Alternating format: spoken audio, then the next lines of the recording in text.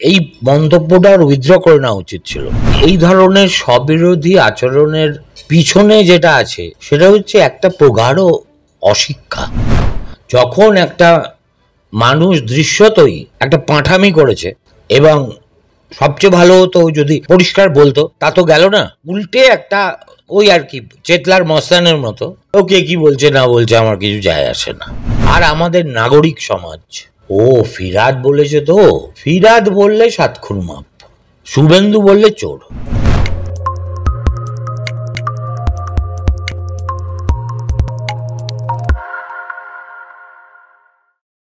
নমস্কার, আপনারা দেখছেন দ্য ইন্ডিপেন্ডেন্ট বেঙ্গল। আমি শিবম। ফিরাদ হাকিমের একটি ভাইরাল অডিও ক্লিপস, বলা ভালো সেই ভিডিও বা অডিওয়ে তিনি বলছেন যদি ইসলাম হয়ে না জন্মগ্রহণ করেন তাহলে সে দুর্ভাগা। সত্যিই কি তাই? এই নিয়ে কথা বলতে আমাদের সঙ্গে এই মুহূর্তে উপস্থিত আছেন অভিজ্ঞ সাংবাদিক সুমন চট্টোপাধ্যায়। স্যার, প্রথমে দ্য ইন্ডিপেন্ডেন্ট বেঙ্গলে স্বাগত। ফিরাদ হাকিমের এই বক্তব্য, আরও অনেক কথা উনি বলেছেন, এই কথাটা অত্যন্ত তাৎপর্যপূর্ণ। আপনি এই পুরো বিষয়টা কিভাবে দেখেন? আমি যেভাবে দেখি সেটা নিয়ে আমি বিস্তারিত বাংলা স্ফিয়ারে নিজের ভিডিও করেছি, করে যা বলার বলেছি, এবং তারপরে একই সঙ্গে দেখতে পাচ্ছি ইউটিউবে অন্যত্র বিষয়টা নিয়ে যথেষ্ট চর্চা হচ্ছে। যেটা মানে লক্ষ্য করলাম সেটা হচ্ছে, আমি যদি ফিরাদ হাকিম হতাম তাহলে আমি পাবলিকলি অ্যাপোলজি চেয়ে নিতাম যে আমি কথাটা এইভাবে বলে ঠিক করিনি। আমি বলতে চেয়েছি আমরা যারা ইসলাম ধর্ম নিয়ে জন্মগ্রহণ করেছি তারা ভাগ্যবান, তা কিন্তু যারা করেনি তারা সবাই দুর্ভাগা। এটা এই মন্তব্যটার উইথড্র করে নেওয়া উচিত ছিল, কিন্তু আমি দেখলাম উইথড্রল তো দূরে থাক, পরে কোনো একটা চ্যানেলকে মুখ জামটা দিয়ে বলছে আমি সেকুলার নই, আমি দুর্গাপুজো করি, কালী পুজো করি। আরে বাবা, তুমি যদি দুর্গাপুজো এবং কালী পুজো করো তাহলে প্রথমেই তোমার নামটাকে বদলে ফিরাদ হাকিমের জায়গায় তুমি প্রহ্লাদ ব্রহ্মচারী হয়ে যাও। কেননা ইসলামের জন্মই হয়েছিল পৌত্তলিকতার বিরুদ্ধে, যে কারণে ইসলাম ধর্মাবলম্বীরা যারা পুতুল পুজো করে, অর্থাৎ আমাদের যারা বিগ্রহ, সে মাটির হোক, পাথরের হোক, লোহার হোক, তাদেরকে বিধর্মী মনে করে। তো আমি আমার রাজ্য সরকারের প্রেক্ষাগৃহে মুসলিম বলে আমার জন্য বেহেশতের রাস্তা আল্লাহ তাআলা অনেকখানি মসৃণ করে দিয়েছেন। আল্লাহ তাআলার কাছে নারদের খবর থাকবে না ও ধরে নিয়েছে, কিংবা আরও 5টা বিষয়ের খবর থাকবে না। আবার তার একদিন পরে আমি সেকুলার, আমি দুর্গাপুজোও করি, কালী পুজোও করি। আমার কথা হচ্ছে এই ধরনের স্ববিরোধ পলিটিশিয়ানরা করে থাকে, কিন্তু এই ধরনের স্ববিরোধী আচরণের পিছনে যেটা আছে, আমি সেটা বলতে চাই না কিন্তু আজকে বলতে বাধ্য হচ্ছি, সেটা হচ্ছে একটা প্রগাঢ় অশিক্ষা। এই জমানায় যেটা একটা ট্র্যাজেডি হয়ে দাঁড়িয়েছে মমতা বন্দ্যোপাধ্যায়ের, যেসব লোকের কর্পোরেশনের কাউন্সিলর হওয়ার বাইরে কোনো যোগ্যতা নেই, তারা সব মমতার নবরত্ন সভায় এক একজন 2, 3, 4টে করে পূর্ণমন্ত্রী হয়ে বসে আছে। ঠিক আছে, কিন্তু কথা হচ্ছে যে শিক্ষা, রুচি, আভিজাত্য এগুলো তখনই ফুটে ওঠে যখন একটা মানুষ সমস্যায় পড়ে, যখন একটা মানুষ দৃশ্যতই একটা পাঁঠামি করেছে, এবং সবচেয়ে ভালো হতো যদি পরিষ্কার বলতো, তা তো গেল না, উল্টে একটা ওই আর কি চেতলার মস্তানের মতো, ওকে কি বলছে না বলছে আমার কিছু যায় আসে না। এর থেকে দুটো জিনিস প্রতিভাত হয়। আমার ধারণা গত 25 বছরে এই ধরুন মমতা মন্ত্রিসভার যারা মন্ত্রী, তারা একটা বইও কভার টু কভার পড়েনি। এমনকি আমি বাজি ফেলে বলতে পারি কলকাতা শহর নিয়ে কারবার করে তো, কেএমডিএ, কলকাতা কর্পোরেশন। আমি যদি ববিকে কলকাতা কর্পোরেশনের ইতিহাস নিয়ে 3টে প্রশ্ন করি, জবাব দিতে পারবে না। ঠিক একইভাবে এই যে আজকের সিএমডিএ, তার উৎসে কি আছে? একটা জেফ্রি মুরহাউস বলে একজন লোক একটা বই লিখেছিলেন ক্যালকাটাকে নিয়ে। কলকাতাকে নিয়ে অসংখ্য ভালো ভালো বই আছে। একদিকে কবি শিল্পী সাহিত্যিকরা লিখেছেন, অন্যদিকে পর্যটকরা লিখেছেন, আবার অ্যানথ্রোপোলজিস্টরা লিখেছেন, সোশিওলজিস্টরা লিখেছেন। ববি হাকিমের বাড়িতে বা অফিসে এই সংক্রান্ত একটা বইও আছে বলে আমার মনে হয় না। থাকলে ওই মমতা বন্দ্যোপাধ্যায়ের ধ্যাবড়ানো ছবি সহ ওই কতগুলো অপাঠ্য বাংলা বইয়ের থাকলেও পারে, এর বাইরে কিছু থাকবে বলে আমার মনে হয় না। সুতরাং এর চাইতে আর বেশি কিছু ওর কাছ থেকে প্রত্যাশিত নয়। আর 2 নম্বর হচ্ছে কি, যে সিনড্রোমটা এখন তৃণমূল কংগ্রেসে মোটামুটি আগা পাঁচতলা চলে এসছে, সেটা হচ্ছে তোমরা যাই করো আর তাই করো, আলটিমেটলি আমরা 29, আলটিমেটলি আমরা 235, ঠিক আছে? এবং আমরা যে 229 এবং 235, এটা বাংলার সংখ্যালঘু সমাজের একেবারে ডাইহার্ড সমর্থন আমাদের সঙ্গে আছে। আর এই সমর্থনের জন্য তৃণমূল কংগ্রেসকে যে নেতাদের উপর নির্ভর করতে হয়, তাদের মধ্যে অন্যতম হচ্ছে ফিরহাদ হাকিম। কেননা তৃণমূল কংগ্রেসে সেই অর্থে খুব ভালো মুসলিম ফেস নেই। সিদ্দিকুল্লাহ চৌধুরী, যিনি মন্ত্রী হওয়ার আগে অনেক বড় নেতা ছিলেন, কেননা উনি জামায়াতে উলেমা হিন্দের পশ্চিমবঙ্গের বোধহয় সভাপতি, কিন্তু আমি দেখলাম একটা লালবাতি পেয়ে আর একটা কি লাইব্রেরি ডিপার্টমেন্ট না কি ডিপার্টমেন্ট, সেই ডিপার্টমেন্টে আমার ধারণা বাজেট বরাদ্দ 500-700 টাকার বেশি হয় না, আর যেটা হয় সেটাও বোধহয় পায় না। কিন্তু তিনি কোথায় হারিয়ে গেলেন। বাকি তো রিফ্র্যাপস, বাকি হচ্ছে জেসিবি, বাকি হচ্ছে বুলেট, বাকি হচ্ছে শাহজাহান, বাকি হচ্ছে হামিদুর, বাকি হচ্ছে শওকাত, আরাবুল। আমাকে একটা মধ্যবিত্ত শিক্ষিত মুসলিম মুখ তৃণমূল কংগ্রেসে দেখিয়ে দেয়, তার ফলে কি হয়, বেনে বনে শিয়াল রাজা হয়। বাঁশের যদি বন হয়, শিয়াল ভাবে আমি রাজা, কারণ না ওটা তো আসল বন নয়, গহন অরণ্য যেখানে, সেখানে শিয়াল আবার বাঘ সিংহের ভয়ে কাপড়ে চোপড়ে করে ফেলে। সংখ্যালঘু ভোট যদি হাতে না থাকতো তাহলে মমতা ব্যানার্জির এই সভায় ফিরহাদ হাকিমের জায়গা এরপর অন্তত থাকতো না মনে হচ্ছে। না না, সেটা কথা না, কথা হচ্ছে সংখ্যালঘুরা মমতা বন্দ্যোপাধ্যায়কে ভোট দেয় মমতা বন্দ্যোপাধ্যায়ের জন্য, আর এরা হচ্ছে সংখ্যালঘু ভোটের ঠিকাদার, ঠিক আছে? নইলে ফিরহাদ হাকিম গিয়ে এবার বহরমপুরে ক্যাম্পেইন করতে করতে প্রতিটি সবাই গিয়ে বলেছে যে দেখুন এটা একটা মুসলিম সংখ্যাগুরু কেন্দ্র।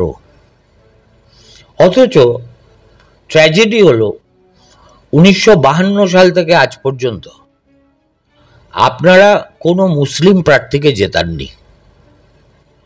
এবার আমাদের দলের তরফ থেকে আমরা যাকে প্রার্থী করেছি সে হচ্ছে একটা সাচ্চা মুসলিম। তার মানে কি? তার মানে একেবারে সাম্প্রদায়িক প্রচার, appealing directly to the Muslim sentiment.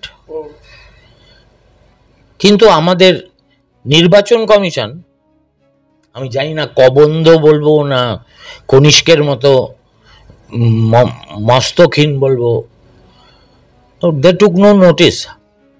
এমনকি যারা মানে ওদের সময় প্রতিদ্বন্দ্বিতা করেছিল, অধীর বলুন বা বিজেপি, তারাও কেউ কমপ্লেনটা লজ করেনি।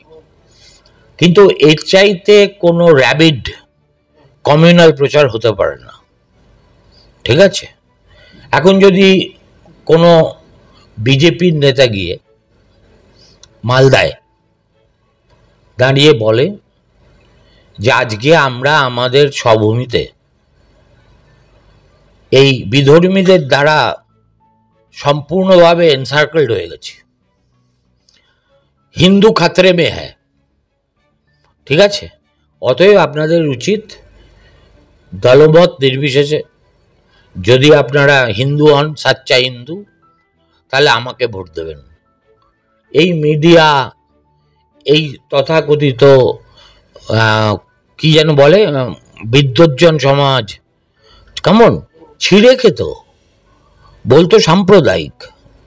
মুশকিল হয়ে গেছে এই যে আমরা দুটো সাম্প্রদায়িকতার মধ্যে একটা তারতম্য করে চলেইছি। এটা হচ্ছে নেহেরু আমলের অবদান। জওহরলাল নেহেরু বিশ্বাস করতেন যে যেসব মুসলিমরা পাকিস্তান নতুন দেশ হিসেবে বিচ্ছিন্ন হয়ে যাওয়ার পরেও স্বেচ্ছায় ভারতবর্ষে আছে, তারা যাতে কোনো রকম নিরাপত্তার অভাববোধ না করে, সেটা নিশ্চিত করা হচ্ছে সংখ্যাগুরু হিন্দুদের কর্তব্য। But what was true in 1947 cannot be true in 2024. আজকে পৃথিবী বদলে গেছে, ডাইনামিক্স বদলে গেছে, সোসাইটির চেহারা বদলে গেছে।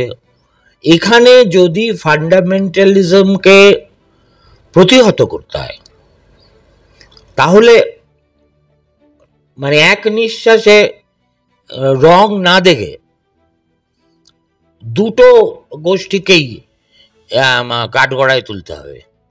কিন্তু আমাদের দেখবি তুই, বাঙালি কুলশীল শিক্ষিত মধ্যবিত্ত, তারা এই কাজ করতে একটা কীরকম অস্বস্তি বোধ করে, সাংঘাতিক। আর এ ভাবে যে এটা বললেই বোধ হয় আমি বিজেপি হয়ে যাবো, বিজেপির দালাল, ঠিক আছে? আমিও আগে যতদিন বহুদিন পর্যন্ত এই ধারণার শরিক ছিলাম, বিশ্বাসও করতাম। কিন্তু ধীরে ধীরে বাস্তব পরিস্থিতিটা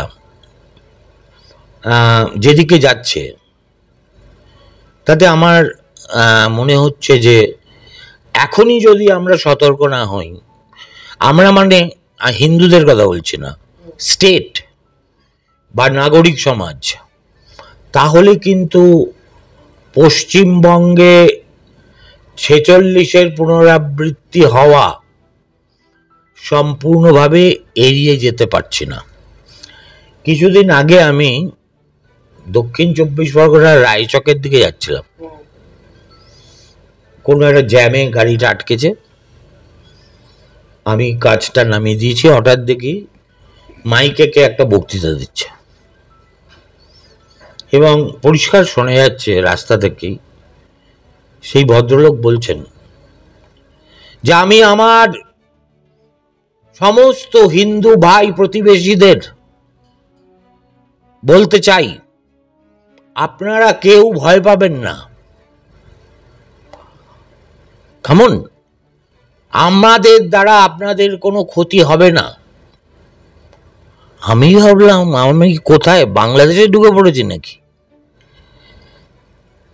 ঠিক আছে, কলকাতা শহর থেকে 20 কিলোমিটার দূরে দক্ষিণ 24 পরগনায় একজন মুসলিম নেতা, সে হিন্দুদের বড়া ভয় দিচ্ছে নিরাপত্তার।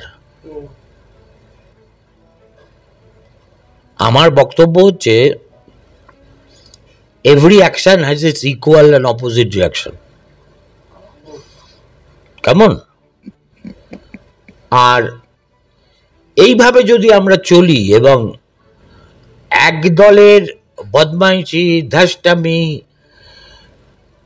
মানে ডাকাতি বৃত্তি, এগুলোকে শুধু চোখ পাল্টি করে থাকি ভোটে জিতবো বলে, আর পাড়ায় পাড়ায় জনপদে জনপদে একটা করে হামিদুর, একটা করে তৈরি করে রাখি, তাহলে কি একদিন প্রত্যাঘাত হবে না? হবেই। এটা আমি চাইলেও হবে, না চাইলেও হবে। এবং এরা ওই আর কি ভোটে জেতার একটা তাগিদে এই যে একটা লার্জার সামগ্রিক ব্যালেন্স, ইকুইলিব্রিয়াম, একটা ভালো পলিটিশিয়ান কি করে, সে অলওয়েজ চেষ্টা করে is to maintain social stability, piece এবং ইকুইলিব্রিয়াম।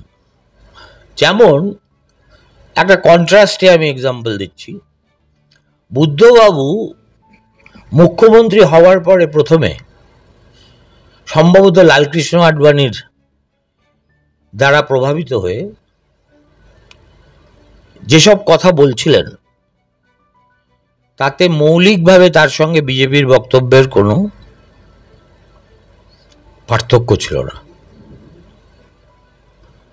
একবার উনি বলেই বসলেন যে এই যে আমাদের সীমান্তে খারিজি মাদ্রাসাগুলো আছে, সেখানে সব ইনডক্ট্রিনেট করা হচ্ছে এবং অনেকের মাথায় পাকিস্তানের পতাকা ঝোলে।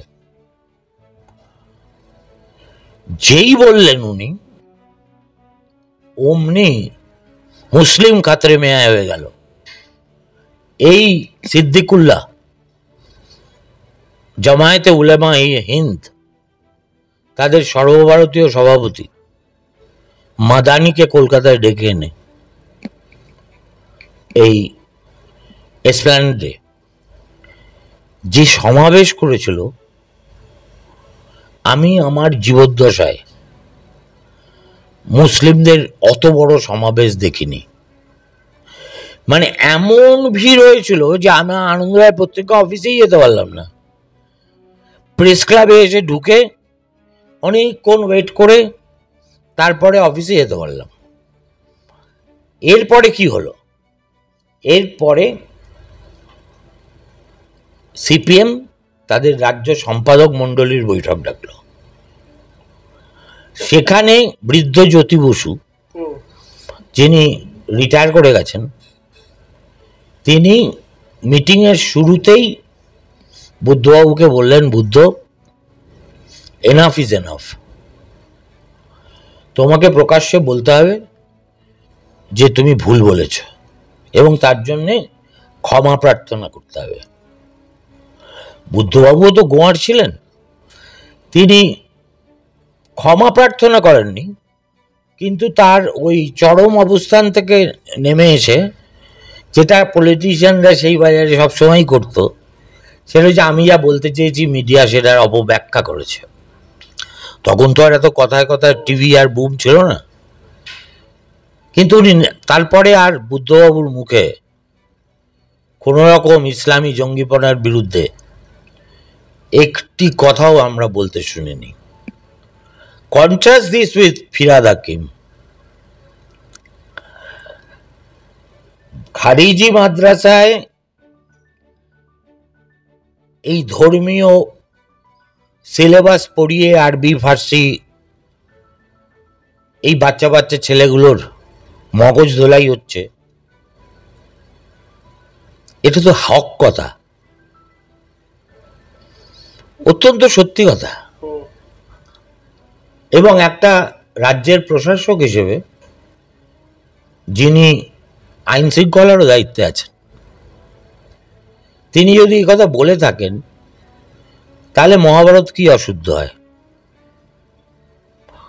কিন্তু যেহেতু এটা মাদ্রাসা বিরোধী ছিল, অ্যান্ড দেয়ারফোর মুসলিমরা মনে করলো এটা is a direct attack on them, they organise themselves in no time. 48 ঘন্টা 72 ঘন্টার মধ্যে কলকাতা শহর অবরুদ্ধ করে দিয়েছিল। এখানে ফিরহাদ হাকিম একটা আকাট মূর্খের মতো কথা বলল। মুখ্যমন্ত্রী তাকে আর পার্থিব সব ব্যাপারে সবাইকে চমকে যাচ্ছেন, ধমকে যাচ্ছেন, মিটিংয়ে ডেকে সবাই নবান্নে গালাগাল করছেন, চিফ সেক্রেটারির সামনে ডিএমকে খিস্তি করছেন, যা করে থাকেন। অথচ একবার তিনি ফিরহাদকে বললেন না, উইথড্র ইউর স্টেটমেন্ট। দলের তরফ থেকে একটা লোক ফিরহাদের এই বক্তব্যের বিরোধিতা করে বিবৃতি দিল না, যে তৃণমূলে পরস্পর বিরোধী কথা বলার জন্য দলটাই বেঁচে আছে এবং তোরাও বেঁচে আছিস, ঠিক আছে? এবং সর্বোপরি সে যে একটা খুব গর্হিত কথা বলেছে, সেই বোধ বা উপলব্ধিও ফিরহাদের আছে বলে আমার মনে হয় না। আর আমাদের নাগরিক সমাজ, ও ফিরহাদ বলেছে তো, ফিরহাদ বললে 7 খুন মাপ, শুভেন্দু বললে চোর, চোরের মায়ের বড় গলা, ঠিক আছে? এই যে আমাদের double standard in assessing political, social, communal Trends, এইটাই হচ্ছে এক বুবি ট্র্যাপ। এই যে বলে না যে এই যে বাম কংগ্রেস এত চেষ্টা করলো, পারলো না কেন? এটা বামেদের দুর্বলতা তো বটেই, সংগঠন সব ভোগে গেছে। সবচেয়ে বড় কথা হচ্ছে এই বাইনারি ভাঙার জন্যে মুসলিম ফান্ডামেন্টালিস্টদের বিরুদ্ধেও বলতে হবে, তবে ওরা ক্রেডিবিলিটি ফিরে পাবে।